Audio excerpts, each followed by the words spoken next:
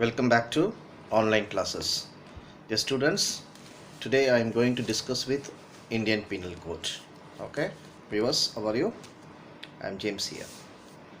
Okay, today topic is section 326A of IPC. Okay, this section explain about voluntarily causing grievous hurt by use of acid, etc. Okay, so here the detailed explanation of this section: whoever causes permanent or partial damage or deformity to or burns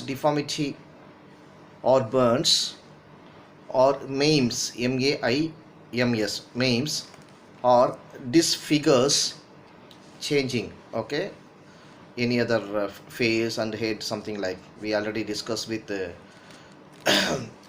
last video class. No, disables any part or parts of the body of a person or causes grievous hurt by throwing acid on or by administering acid to that person or by using any other means with the intention of causing or with knowledge that he is likely to cause such injury or hurt.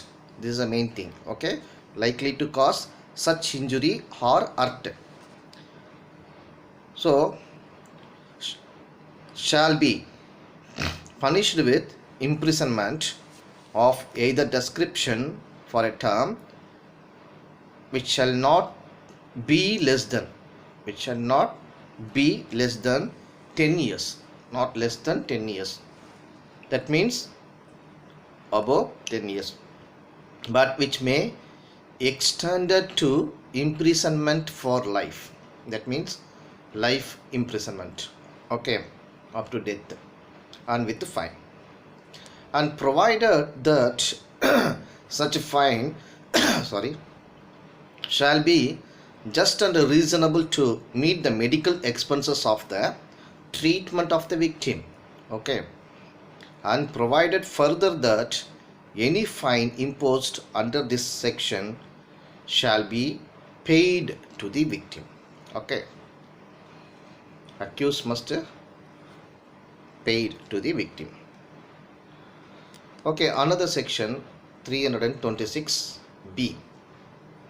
It explain about voluntarily throwing or attempting to throw acid. Voluntarily throwing or attempting to throwing acid.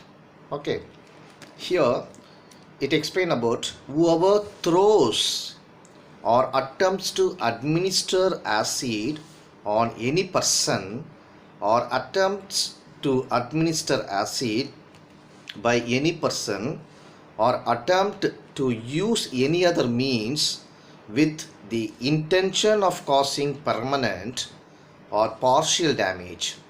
Okay, with the intention of causing permanent or partial damage or deformity or burns or maiming or disfigurement or disability or grievous hurt to that person shall be punished with imprisonment of either description for term which shall not less than 5 years. Okay, which shall not less than 5 years, but which may extended to 7 years. Okay, not below 7 years.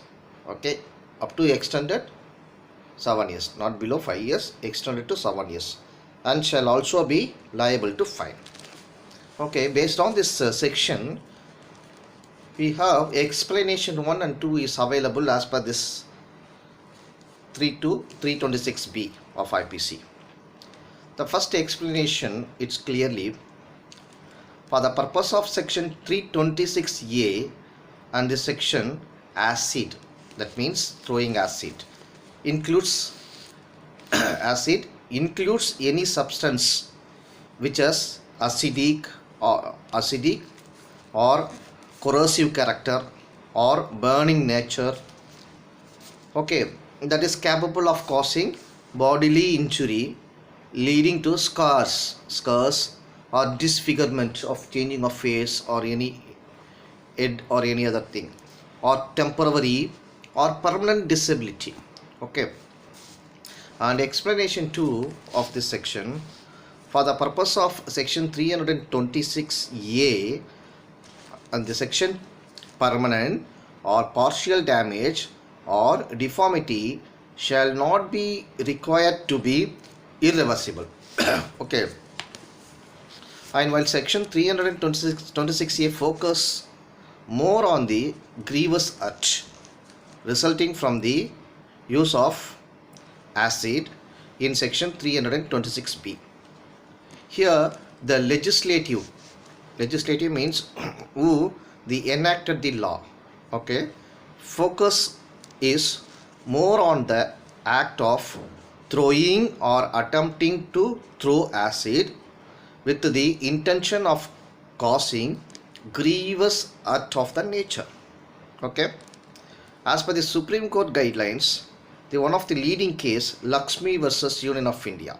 Okay, so here court directed the state to consider based on these guidelines. Number one is enactment of appropriate provision for effective regulations of sale of acid in the state or union territories. Okay, and number two, measures for the proper treatment after care and rehabilitation of the victims of acid attack and needs of acid attack victims. Number three, compensation payable to acid victims by the state government or creation of some separate fund from payment of compensation to the acid attack victims. Okay, in a subsequent order, the same case, the Supreme Court issued many direction to curb the menace of acid attacks. Okay, and Supreme Court guidelines to prevent acid attacks only. What are the guidelines here? Number one, over the counter means if any shop without prescribing from the prescription or without prescribing from the concerned authority, concerned chemical factory, okay, licensed company, so over the counter sale of acid is completely prohibits unless the seller maintains a log means a register book recording the sale of acid, which will contain the details of the persons, that means who are all buying the particular acid, okay, what purpose, they should maintain the record and all, okay, and will details of the person to whom acid are sold and the quantity sold. Okay, the log or register shall contain the address of the person to whom it is sold. That is number one point. Number two, all the sellers sell acid only after the buyer has shown. Okay, what shown here? Identification proof. Number one, subclause 1, a photo ID issued by the government which also has the address of the person. Okay, not only ID, simultaneously we need to collect address, ID proof with the address proof. Number 2, specifies the reason or purpose for procuring acid. Okay, and number 3, all stocks of acid must be declared by the seller with the concerned sub-divisional magistrate within 15 days. Okay, and next point, no acid shall be sold to any person who is below 18 years of the age. Next point, in case of undeclared stock of acid, it will be open to the concerned SDM, that means subdivisional magistrate, to confiscate the stock and suitably impose fine on such seller up to 50,000 rupees. Okay, the next point, the concerned SDM means subdivisional magistrate, may impose fine up to 50,000 rupees on any person who commits breach of any of the above directions. Okay, and another point, the educational institutions, research laboratories, hospitals, governments departments, and the departments of public sector undertakings who are required to keep and store acid shall follow the following guidelines. What are the following guidelines? Number 1, a register of usage of acid shall be maintained and the same shall be filled with the concerned SDM. And second point, a person shall be made accountable for possession and safe keeping of acid in their premises. Okay, and last point, the acid shall be stored under the supervision of their person, and there shall be a compulsory checking of the students or personnel leaving the laboratories, place of storage where acid is used. Okay, based on this, Lakshmi versus Union of India, the Supreme Court followed the above guidelines. Okay students, we'll see another section 327 of IPC. What is that? Section 327 of IPC, voluntarily causing art to extort property, so threatening to getting a property from the any other persons, or to constrain to an illegal act. Okay, illegally is taking from any other person, threatening or illegal. So these are all explained about section 327 of the IPC, and the detailed explanation in this act is whoever voluntarily causes act. Okay, whoever voluntarily causes act for the purpose of extorting from the sufferer. Here extorting means threatening. Okay, threatening from the sufferer or from any person interested in the sufferer any property or valuable security, or of constraining the sufferer or any person interested in such sufferer to do anything which is illegal or which may facilitate the commission of an offence, shall be punished with imprisonment of either description for term which may extend it to 10 years and shall also be liable to fine. Okay, and this is an aggravated form of an offence of art and is severely punishable, because the object of causing it is to extort property from the sufferer, where one of the 5 persons accused of murder was armed with a sharp edged weapon, okay, but inflicted only one injury by the blunt side of his weapon, he could only be said to have shared the common intention of causing simple injury, and was liable under section 327 and not under section 300. Okay, so we'll go to another section 328 of IPC. This section saying that causing hurt by means of poison, etc., with the intent to commit an offence. What is that? Section 328 explain. Whoever administers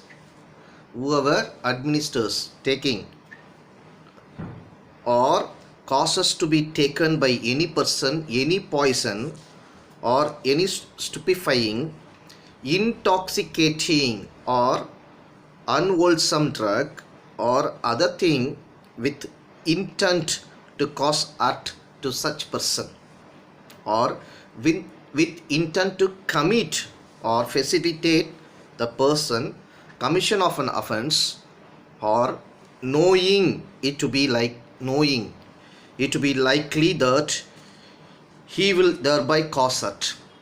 This is the main reason. Knowing and intention is the main reason of this offense. Okay, so he is automatically shall be punished with imprisonment of either description for a term which may extend to 10 years and shall also be liable with a fine.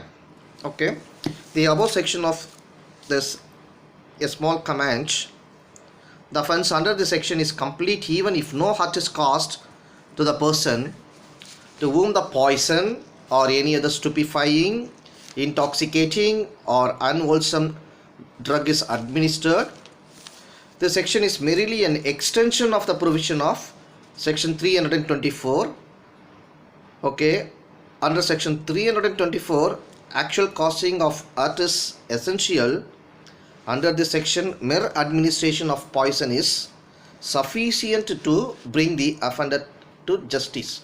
Okay, in order to prove an offense under section 328, the prosecution is required to prove that the substance in question was a poison or any stupefying, intoxicating or unwholesome drugs, etc. Okay, and that the accused administered the substance to the complainant or caused the complainant to take such substance, and further that he did so with the intent to cause hurt or knowing it to be likely that he would thereby cause hurt, or with the intention to commit or facilitate the commission of an offense.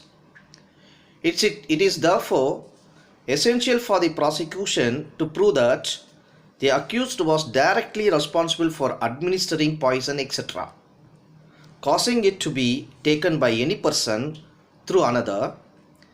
In other words, the accused may accomplish the act by himself or by means of another. In either situation, direct, reliable and cogent evidence is necessary. I will give you small example cases. Okay, then it is easy to understand the above section clearly. Here, the accused administered some intoxicant substance to the complainant. Okay, complainant means the victim person, and deprived them of gold chain, locket, gold bracelet, cash rupees 3,500, mobile phone, key of car, driving license, PAN card and bank credit card. Okay, what happened? The conviction, this accused was conviction under section 328 and 379 is held proper. Okay, because accused administers some intoxicant substances to the complainant. Okay, and is taking from the all these articles also. What is his motive, intention and his knowledge? Okay, and another thing, another example where the accused, this is another example where the accused offered, is giving intoxicating biscuits to the complainant who became unconscious after consuming them. Okay, thereafter the consuming them, what happened? Automatically intoxicating, is dizziness, something like. Okay, so thereafter the accused was arrested with valuables belonging to the complainant, and his conviction under section 328 and 378 was upheld. Okay, sorry.